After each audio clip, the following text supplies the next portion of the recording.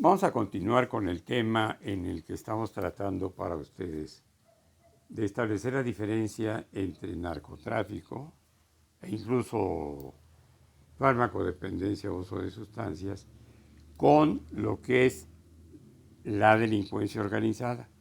Porque sobre todo para los críticos del presidente de la República, eh, todo lo que puede suceder en el país que tenga que ver con delitos tiene relación con la delincuencia organizada y la gente en términos generales, bastante ignorante y no tiene por qué saberlo, no son ni policías, ni funcionarios, ni criminólogos, confunde el narcotráfico, que sí es una parte de la delincuencia organizada, es una pequeña parte de la delincuencia organizada, con todo lo demás que sí es delincuencia organizada. Ya decíamos, el derecho de piso, el huachicol, los asaltos a los transportes, los secuestros, la trata de blancas, todas estas sí forman parte de la delincuencia organizada. Pero el narcotráfico es otra cosa. Entonces vamos a tratar de precisar en forma breve, y me parece que no van a ser tres, tres partes de lo que yo quería decir, porque hay mucho que hablar.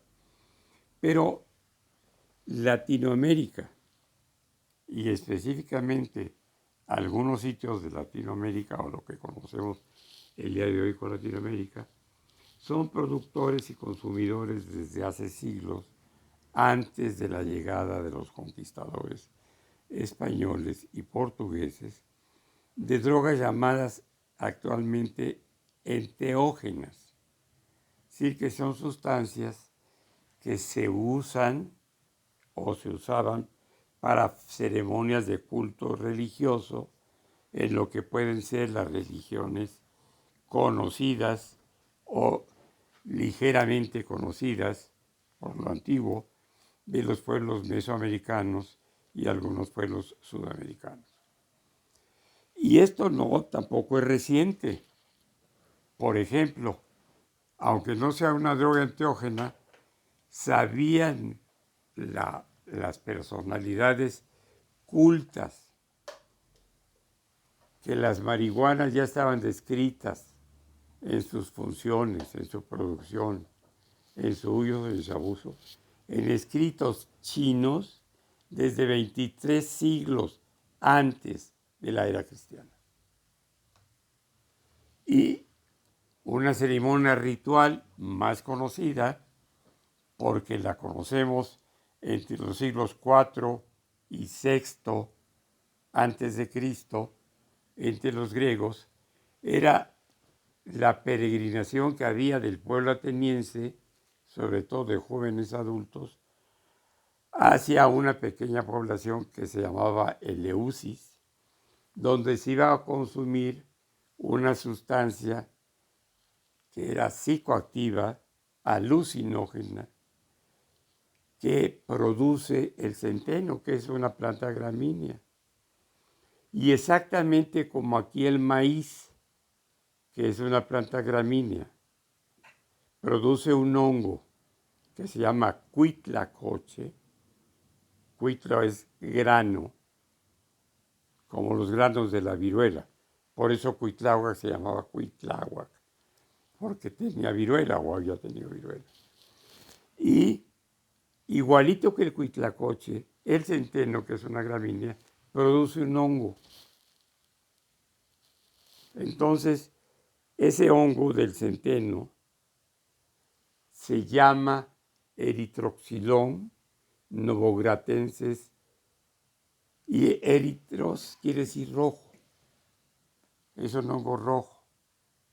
Y de ese hongo se extraía una sustancia que conocemos el día de hoy con el nombre de ergotamina, que sirve precisamente como un control, y sirvió por años, por decenas de años, para el control de las migrañas, porque es un vasoconstrictor. Ese efecto vasoconstrictor se usó en ginecología hace ya bastantes años para contraer las arterias y las venas del útero que acaba de dar a luz, y acaba dar a luz quiere decir expulsar la placenta. Una cosa es el nacimiento o alumbramiento y otra cosa es dar a luz, que es que sale la placenta. Y entonces el útero queda sangrando, y si le ponemos ergonovina, un derivado del ergot o cornezuelo del centeno, se contrae el útero y queda totalmente duro y la mujer deja de sangrar. Bueno, pues eso se conocía desde cuando menos el siglo de oro de los griegos, que fue entre el siglo V y VI de antes de la era cristiana. Y había una peregrinación para ir en determinadas épocas a comer ese hongo. Entonces, esas plantas se llamaron enteógenas. Y lo mismo pasaba con la coca. Perdón, la coca es la que se llama Erythroxylon novogratensis coca. Entonces, ¿qué era lo que sucedía? Que desde antes de la llegada de los españoles y muchos siglos antes, ya había conocimiento de este tipo de sustancias. Una de las más conocidas y que fue la causa de lo que después fue una epidemia fue precisamente la amapola. La amapola es una flor muy hermosa que tiene en su base un bulbo, y ese bulbo contiene, entre otras cosas, una goma. Cuando a la amapola se le extrae esa goma se llama opio. Y desde tiempo inmemorial, también, no sabemos el dato, desde lo que es ahora Turquía hasta los grandes territorios de Mongolia y de China, se conocía precisamente el efecto de esta sustancia llamada opio. Ustedes habrán visto en películas, habrán leído, habrán conocido que había unos sitios, unas casas, unas de ellas muy fastuosas, que eran fumaderos de opio. Precisamente el psicoanalista de Carlos Jan González, el doctor Gregorio Wallner, que tiene unos muebles preciosos, porque fue un hombre muy rico, tenía, mejor dicho, unos muebles divinos de un fumadero de opio que por suerte pudo comprar a la muerte de Gregorio Wallner un primo de este servidor. Y por eso conozco incluso este tipo de fumaderos que había incluso en México. Pero esto desde tiempo inmemorial. Entonces, una gran parte del pueblo oriental, que desde Turquía, lo que sería hoy parte de Afganistán, la India, pero sobre todo los territorios de la península de Siam, Tailandia, ahora Tailandia, Vietnam, Camboya, y de China, acostumbraban cultivar amapola, sacar la goma del opio y fumarla. Y eso les producía una sensación de bienestar, de relajamiento y de somnolencia.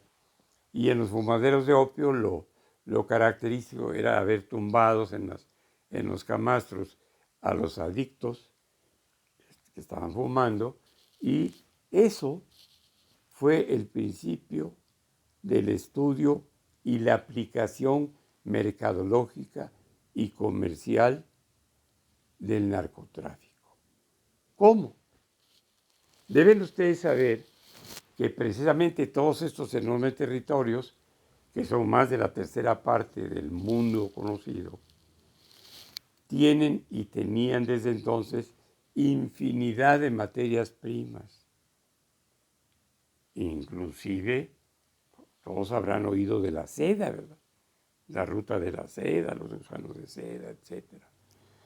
Eso era el principal producto del tráfico de China hacia Occidente, y toda esa ruta súper conocida a través de los viajes de Marco Polo y todo lo que hay novelesco de esto, bueno, formaba realmente un negocio que mantenía mucho el poder de los pequeños reinos chinos que entonces no eran la confederación, que lo fueron después. Y hubo otra confederación de estados europeos que, viendo las posibilidades cuando empiezan a ser expulsados de los países conquistados en América, empiezan a dirigir su mirada hacia Oriente. España ya lo había hecho y había conquistado Filipinas. Filipinas se llama así en honor a Felipe II, rey de España y emperador de las Indias. Entonces, ¿qué es lo que pasa? Están expulsando a los españoles, a los conquistadores y a los portugueses de los territorios americanos, lo que ya se llamaba así en el siglo XVII y XVIII, y entonces se forma una compañía, como ahora hay compañías petroleras y compañías eléctricas y todo, transnacionales, y se unen España, que fue lo mínimo, pero Portugal, Holanda y Gran Bretaña forman la Compañía de las Indias Orientales. Y esa gran compañía va a tratar de conquistar los territorios y los productos básicos de la economía del sudeste de Asia. Por eso fueron las invasiones de los ingleses. Por eso los franceses ocuparon Vietnam o la península de Camboya. Por eso la gran cantidad de problemas de guerra que aún existen en forma de guerrillas en países pequeños del oriente de Asia, y desde luego la parte importantísima del poder militar y económico de la China continental. ¿Por qué Taiwán también fue una conquista española? ¿Cómo se llamaba Taiwán antes de la Segunda Guerra Mundial? Se llamaba Formosa. Formosa es hermosa en castellano y en portugués. Recuerden que muchas de las palabras que ahora pronunciamos con la H muda empezaban con F. Entonces, fermoso y hermoso es lo mismo. Entonces, empezaron por Filipinas, por Formosa, incluso el primer protomártir mexicano, San Felipe de Jesús, por el cual lleva el nombre este narcotraficante mexicano, Felipe de Jesús Calderón Hinojosa, alias Fecalín. Por eso, pues, tenía bastante experiencia en estas cosas. Entonces la Compañía de las Indias Orientales entra, conquista, Portugal se queda con una parte muy importante de la India, todavía hay una parte portuguesa en la India, sobre todo en Goa, aparte una parte de lo que fue y es Hong Kong, y los ingleses se quedan con una gran parte de Hong Kong, y empieza la penetración hacia el continente, en compañía de muchos holandeses, que llegan a tratar de conquistar también Corea y a conquistar Japón, que no se les hizo. Por cierto, Corea no se llamaba Corea entonces, se llamaba Joseon. Entonces, todo esto que hicieron, obviamente costó la respuesta de los jóvenes asiáticos, independentistas, revolucionarios y nacionalistas en contra de la invasión, sobre todo de los ingleses, los franceses y los portugueses, de la Compañía de las Indias Orientales. Pero para nuestra desgracia, a principios del siglo XIX, se empieza a conocer todo lo que con el opio se podía realizar como un tratamiento paliativo en muchas enfermedades. Paliativo quiere decir nada más que disminuye los síntomas, no cura. Paliar quiere decir disminuir, abatir. Y entonces la farmacología mundial empezó a depender del opio. La codeína para la tos, el catarro, la gripe. La cocaína para los dolores. Incluso Freud era cocainómano. Y empiezan entonces a darse cuenta como el elixir paregórico, que era un compuesto del opio, Servía también para problemas intestinales y para aliviar las molestias del parto. El elixir de Sydenham, igual. Todo lo que se usaba como paliativo en la farmacopea mundial del siglo XIX eran productos derivados del opio. Entonces, los ingleses, con esa visión imperialista que tuvieron antes de que los gringos se desatontaran y se volvieran los imperialistas, pues van a tratar de ocupar los territorios de Corea o de Joseon, algunas partes de Japón, algunas islas que pertenecían a Japón, parte de Filipinas, parte de Taiwán y sobre todo de China. Entonces los jóvenes chinos y muchos de los jóvenes pakistaníes e hindúes, Pakistán y la India estaban unidas antes, y de la península de Siam, de la península de Malaca, todos ellos empiezan a estar en contra de las invasiones inglesas. Y en el 1861 se inicia una guerra entre la Compañía de las Indias Orientales y sobre todo China y sus aliados. Y eso se llamó Guerra del Opio. ¿Por qué? Pues porque para controlar la economía mundial de los fármacos había que controlar la producción mundial de opio. Eso tan simple es lo que da origen a lo que ahora es el narcotráfico. Y cuando empieza el gran problema de las marihuanas y de la cocaína, me acuerdo que el que fue entonces mi jefe, Mario Moya Valencia, era un agente brillante, con una maestría en historia, dijo: Ernesto, esta es la guerra del opio al revés. Lo que aquellos nos mandaron, ahora, les mandamos, perdón, ahora nos los mandan a nosotros. Por eso se usó después el abuso de sustancias patrocinado por el gobierno norteamericano contra los jóvenes revolucionarios o los que protestaban, los activistas llamados hippies o como quisieran. Ya veremos eso.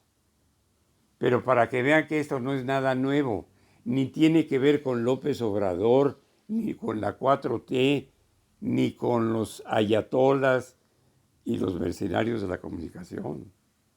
Esto tiene siglos y hay que leer para informarse. Vamos a concluir esta parte y trataremos mañana de seguir con este tema, quedándonos con lo de la guerra del opio en el 1861.